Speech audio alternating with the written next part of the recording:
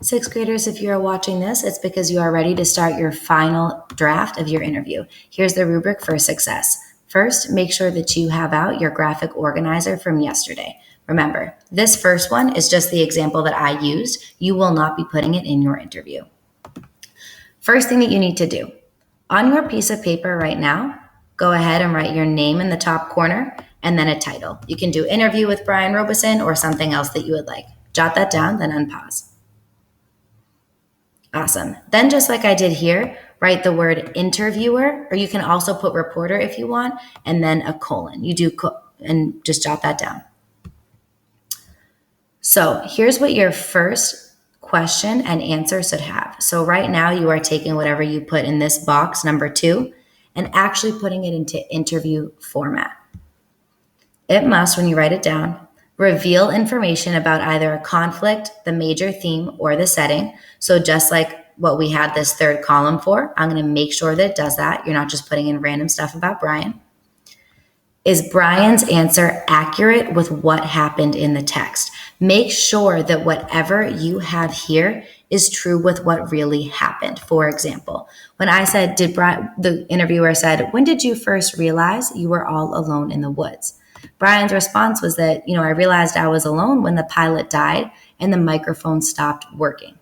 So if I had said something else here, like, I realized I was alone when the tornado came or when I got hungry. That's not true. Because at the end of chapter 1, when the pilot dies and the microphone doesn't work, that's when Paulson gives us inner dialogue that shows that Brian feels like he's alone. So make sure that your answers are totally accurate with the text.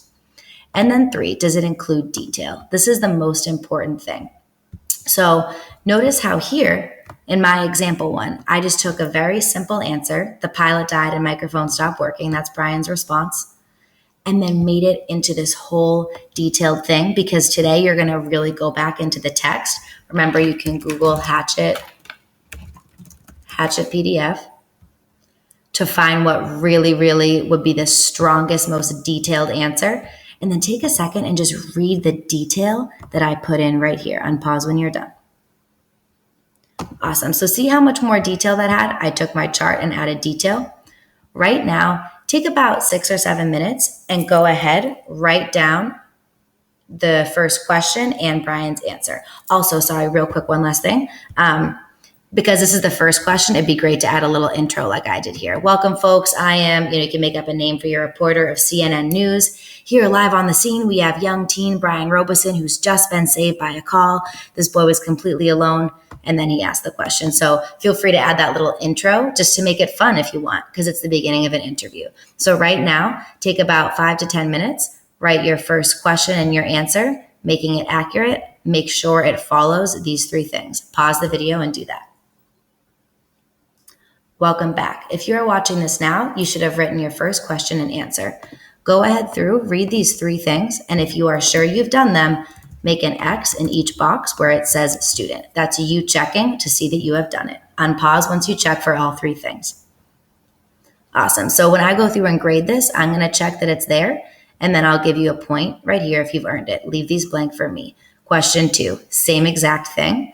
Go ahead, write in again, just like I did here, underneath put interviewer and then Brian. Ask the next question, do the same thing. Add lots of detail and make sure it's accurate with what Brian says. Unpause once you've done question number 2. Fantastic. Welcome back. Go ahead, read through these 3 things. If it reveals about either one of these 3 things, put an X here. If it's totally accurate with what happened in the text, put an X here. Again, really use that Control F feature if you need to go back. And then, does it have so much detail? Is it what Brian would really try and want reporters to know about his story?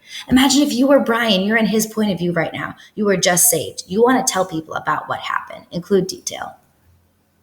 Okay, so now if you've checked answers 1 and 2, you probably get the hang of it and what you should do for 3, 4, and 5. Do the same things for those 3. And then there's one last thing I want to walk you through. So answer questions 2, 3, and 4. Take yourselves through the chart, putting in those X's, and then unpause once you've put X's in all the way through questions 5. Awesome. Welcome back. A few last things that will earn you points. One is your name on it. If you remember to put your name in this upper right corner, that is going to earn you a point. Put a check there if you did it already. And then, is it neatly written? Go ahead through. If it is not perfectly neat, fix it now. If it is and you think it's perfect, go ahead and put an X. And then, are capital letters and punctuation used properly? Do not put a check here until you go back right now and read through your entire interview of 5 questions very, very carefully. Only put an X here once you have checked that. Unpause once you've done that. Welcome back. Right now, if you think you are done, it means you should have check marks or X's in every single one of these columns where it says student, just like I did up here for you. Remember, leave these right to blank. I will go through and see if you can find any ways to make it strong or interesting. You can add more questions if you want. And if you want to find like a fun or creative way to wrap up the interview, that's okay with Brian and what he's going to do. Maybe his mom shows up to pick him up. You can have some fun and add to this if you've already made it to the end. Remember, this is out of 17 and a huge grade for the end of the unit. If you're totally done, take out your independent reading book.